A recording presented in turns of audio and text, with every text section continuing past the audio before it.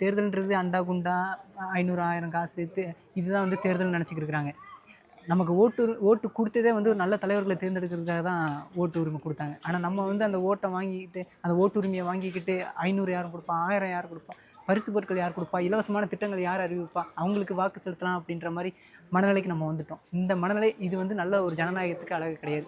ஒரு முறை ஒரு எனக்கு கண்மூடித்தனமாக எனக்கு ஓட்டு போடுங்க நான் கேட்டு வரல. நீங்கள் போடக்கூடிய ஓட்டு மதிப்புமிக்க ஓட்டாக இருக்கணும். அதனால் நான் பேரறிவாளன், நான் விவசாய சின்னத்துக்கு வாக்கு கேட்டு வந்து நிற்கிறேன்.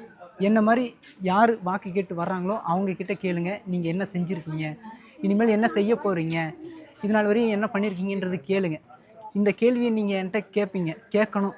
அப்படி நீங்கள் கேட்டிங்கன்னா பதில் வந்து நான் அந்த நோட்டீஸ்லேயே கொடுத்துருக்கேன். நான் வந்து என்னென்ன செஞ்சுருக்கேன், என்னென்ன நான் செய்வேன் அப்படின்றத நான் கொடுத்துருக்கேன். அதனால் என்கிட்ட மட்டும் இல்லாமல் வரக்கூடிய வேட்பாளர்கள் எல்லாத்துட்டையுமே கேளுங்க. கண்மூடித்தனமாக யாருக்கும் வாக்கு செலுத்தாதீங்க. அது நமக்கு ஓட்டுரிமை கொடுத்ததுக்கு அழகு கிடையாது. கேட்கக்கூடிய வேட்பாளர்களை கேள்வி கேளுங்க. நான் அந்த கட்சிக்கு தான் ஓட்டு போடுவேன், அந்த சின்னத்துக்கு தான் ஓட்டு போடுவேன், அந்த தலைவர்களுக்கு தான் ஓட்டு போடுவேன், அந்த மனப்பான்மையில் நீங்கள் இருக்காதீங்க.